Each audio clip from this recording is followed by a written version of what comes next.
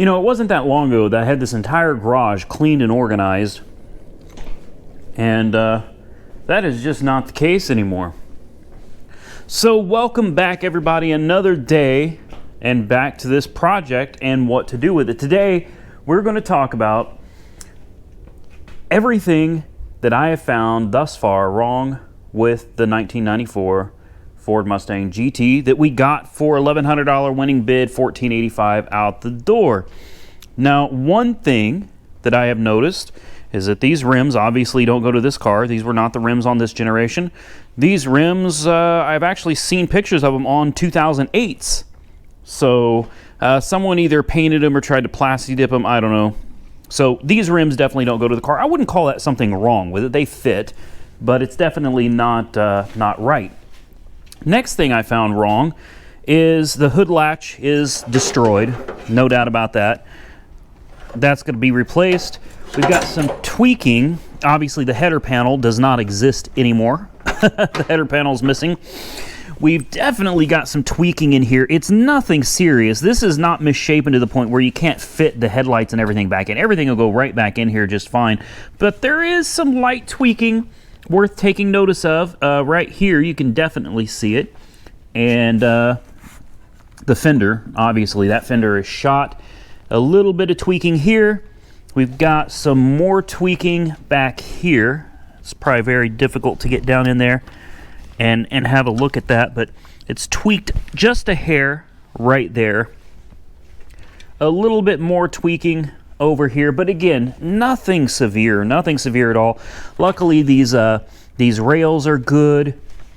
They look completely straight. I don't see any issue with those. The battery is bad, so that's another thing worth mentioning. This fender is probably no good. I don't think you're going to be able to salvage that. It's just pushed in too far. The bumper is cracked, so we got to fix that. And then the biggest thing that I wanted to point out, when we were talking about does it have coolant in it, and when I say coolant I mean water. I'm not wasting coolant on this thing because I know, at least I think I know, that it's going to end up straight from here back into the engine. So it has water in it, but here is the real issue. But before I tell you what it is, I need to do something real quick. Voila! Yeah, I gave the yellow turd a bath, and dang, it came out nice, didn't it? Look at that.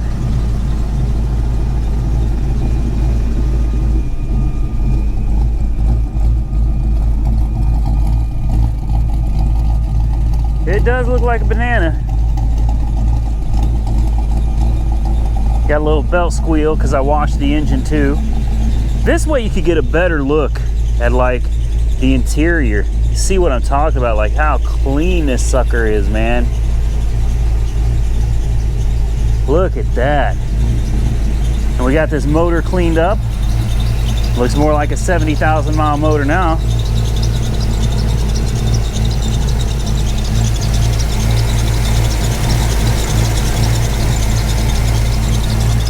Looking good, looking good. Now let's talk about the water and the oil that I know you're waiting to hear about. Okay, so here's what I found. I did try to put water back in it, and the water came right back out. And I was like, oh man, I figured a cracked block or something. But good news is when I started looking at where the water was gushing out, it's gushing out right up here. So I got the radiator cap loose, not that it's gonna hold any pressure anyway. But somewhere way down here, about the halfway mark up the radiator, she's got a split, a real good split. So it looks like what we're going to have to do is pull out the radiator, and I still don't know about the water and the oil. That could be from a head gasket. That could be something cracked inside from freezing. Like I said, this thing sat for years, and it was full of water, not coolant. So it's really hard to say. There could be damage inside the engine. We just don't know. Probably is. That's why there was probably milkshake in the oil. Alternatively, some of you pointed out, perhaps when it got repoed, if it got repoed from the last owner, perhaps they filled it up with water just to get some revenge on the car lot or something. I don't know. And the only way we're going to find out is by getting pressure onto the cooling system. We can't do that with a broken radiator. So Looks like we're gonna have to pull this radiator out and replace it before we can determine for sure what the issue is with the engine. My issue is, I don't know how far I want to go with this car. I mean, at $1,500 invested, I can't complain right now. But you start going in and we replace the radiator, we get the header panel, we get the headlights, we get a bumper, we get a hood, we get 2 fenders. You start putting all this back together, and before long, is there any room for a profit to be made? That's the real question, because the goal on this one was not just to resurrect it, but to actually be able to make a profit on it as well. There's a few options here. Like I said before, we could sell it as is. We could part it out. Someone will buy it like it is. Alternatively, we could run it back through the auction, because now this is not a salvage car. This is not an enhanced vehicle. I don't know if you know this, but we bought this as enhanced, meaning no run, no drive, no guarantees of nothing. So now it runs, now it drives. So you can list this as a rebuilt title, as a run and drive. So those are some pros, some benefits to running this into the auction now.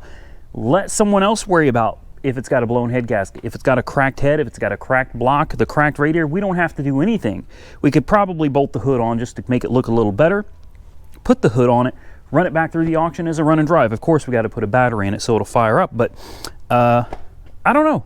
What do you guys think? Comment below and tell me what your thoughts. If you were me, what would you do with this car? Because I'm thinking it's about tax time. Without doing any more work to it, we already resurrected it, so that's mission accomplished as far as I'm concerned. Maybe we could run it back through the auction, actually make a little bit of money, or maybe we could run it through a different auction. I don't know. So I decided off camera to do a little work. I'm not going to do like a step-by-step on this particular one. This is something that's so easy to work on. You don't need a step-by-step on this. Basically, here's what I've done. I decided I want to figure out what's going on with the radiator. That's, like I said a minute ago, that's important to find out what's going on with the radiator. So we took out the fan, took out the battery tray, took out the battery, took out a little control module, took out the expansion tank, and looky here, that's coolant. That's not water. That is actually antifreeze.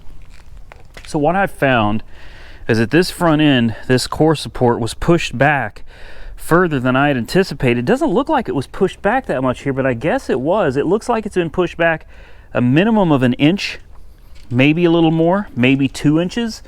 But what happened, you can see this radiator is just pouring. Well, you probably can't see, but this radiator is pouring water out of it. We've got a hole in the radiator, literally right here where my finger is. There's a giant hole where the battery tray, when the front end got pushed back, the battery tray actually went straight into the radiator, snapping it. But the good news, and this is the part I'm still a little confused on, is that it had coolant. There's coolant in that overflow. Somebody probably tried to pour water in here or something to see if they could get it going again, not realizing the radiator was busted. Hell, I did the same thing. But it gives me hope that there may not be significant engine damage, because it looks like at the time of the accident there was antifreeze in this car. As far as the belt being torn up, the belt was torn up. You can see it's all frayed and chopped and chewed. The belt got chewed up because this bracket got bent back into the belt, and you can see right there, yeah, the belt actually bore through the metal. And wow, this is some kind of a relay control module that Fords are known for. So yeah, we got a little more, the front end definitely got pushed back a little more than I expected it to. I've got the radiator brackets out, I've got the fan out, everything's out of the way. I just got to take that bottom hose off down there, and we'll pull this radiator out and have a closer look at it. All right, so it's been maybe 10 minutes tops. We got the radiator out. Now we'll have a quick look at it, and I'll show you exactly what happened. And I got more good news, and that is, when I pulled the radiator out, there's a little bit of coolant left sitting in the bottom here, and it came out on the ground. Now, while a lot of it is water, it's oily. I can feel it. There is, yeah, that's antifreeze. It actually has antifreeze. The radiator still had antifreeze in it too. So I really don't know what all that slushy water milkshake looking stuff was that came out of the engine. But it looks to me as if the radiator still had coolant in it, and the engine still had coolant in it. The overflow still had coolant in it. So, I don't know. I don't know. That does give me hope, although I'm trying not to get my hopes up too much. Before we can really decide how much further to go with this, the first thing we got to do is put a radiator in this thing and find out if we're going to end up with milkshake again, or if it's just a case of someone got pissed off and dumped water down the engine. But here is the hole that I promised to show you right there. Big hole. That is where the battery box went into the radiator, and it's also cracked all down here around this seam. It's completely shot. So I need to source a radiator. I'm trying to debate whether I want to go to pull apart LKQ. That takes a lot of time. The parts are cheaper, but it takes a lot of time to walk around, go out there, pick one, pull one, hope that it's good, you know, bring it home. That's a real pain. Maybe able to find one on Amazon or something relatively cheap. This is a manual stick shift radiator, so there is not transmission lines running through it. So this is just your basic run-of-the-mill cheap radiator. Could probably find one on Amazon, get it prime delivered or something. I'm excited. I am because this is just truly unknown. You can see this is bowed up. I think you can see in the video. I mean, I can see it looking in front. This is bowed up, so there's definitely some work to do here, and this is the part. First, I got to know that the engine's good. I got to know that we know the trans is good. We know the rear end's good. I got to know that we don't have any severe problems with the engine before we go too much further with rebuilding the front end. There's definitely some pulling that's going to have to be done here. I don't know. I don't know if the core support's savable. It may have to be. It's spot welded.